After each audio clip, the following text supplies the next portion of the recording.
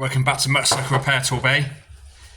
Right, so ktm125 starting issues, or any bike, any car, mainly bike on this one. Car starter motor works slightly differently, same sort of principle, but there's more to it. But anyway, motorcycle starter motors. Right, so you've got a very slow start situation. It's not your battery, it's not the wires, your starter cables. So the next thing is to strip down the starter motor and check out, see what's going on. As you could have worn brushes, worn brushes. You could have the magnets. They're really common for breaking up or coming loose or debonding from the actual body. And then also the armature could be bad as well, which the armature is the actual main body of the inside of the motor, which I will explain in a minute. So I'm just trying to put this back together quickly so I can show you how it all comes apart. It's all pretty relative, but anyway, so this is our starter motor. This one's off a ktm125 2014 plate. Now there's two retaining screws, bolts. They're both 7mm.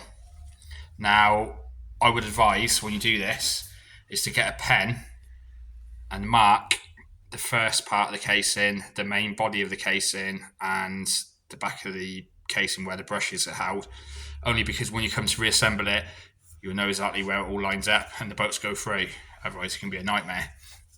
So anyway, undo them two 7mm, slide the top off, that comes out with the bolts. And from here you can pull out now this is called the armature. Obviously this is the main part of the actual starter motor. Works very similar to an alternator, but the power is actually fed to it. It doesn't feed power to charging system. But take this out and inspect it. Now, as you can see, it's hard to see on that camera, the actual brushes, where the brushes meet here, that's worn. And also, holding it down, the actual where the magnets go around, you can see it's been rubbing on the casing or on the magnets, and it's all covered in dust, which will be brush dust from where the brushes are worn, and it's obviously been rubbing on the magnets, which I'll show you that. So now I've got that. Take the back off. Now in the back of a starter motor you will have the brushes.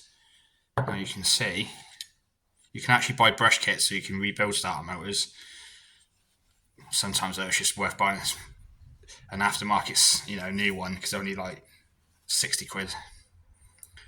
Now if you look at that brush, that is worn. It should be about 4 times longer, it should be about that long. It's not very good in here. But as you can see, I think there's one, that one there is in the actual holder. That should be poking out, and it isn't. So basically it's not poking out and pushing on this part of the armature.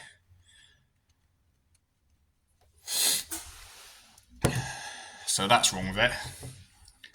And also, now this bike, I MOT'd it for the customer about 2 months ago maybe, and then they were asking me about the starting issue that I was having, because it would start but it was making like a really dry noise when you try and start it, and I said to them it's either your starter motor or your starter clutch. I thought it'd more likely be the starter clutch from the sound it was making, but anyway, 2 months down the line, bike wouldn't start at all unless you bump started it. So I brought it in for further diagnosis, and I also found a magnet had debonded and has stuck to the armature of the starter motor. So check the magnets. I've seen these break up as well, that's a common one. But to be fair, if you took it apart and that magnet was loose or wasn't bonded and everything was alright, you can actually iodide these or epoxy them back into the casing, because it happens on flywheels as well for charging systems, and then you can actually glue them back in. So yeah, that's your little video on starter motors. Anything else you need to know? Oh, we'll add actually, you can actually test these starter motors. So put it all together, put it on a bench, use some jump leads and a battery, earth on the body, positive on the input for your feed, put it in a vise if you have. I'd put the positive on and touch it with the earth, and then it would spark a lot, but it should turn. And then what you could always do is get a piece of wood on the splines, put some force on it, be careful you don't hurt yourself, and try and put the starter motor under load. And if you can't stop it, then that's a good starter motor. Anyway, that's enough starter motors. Peace out. Tune in.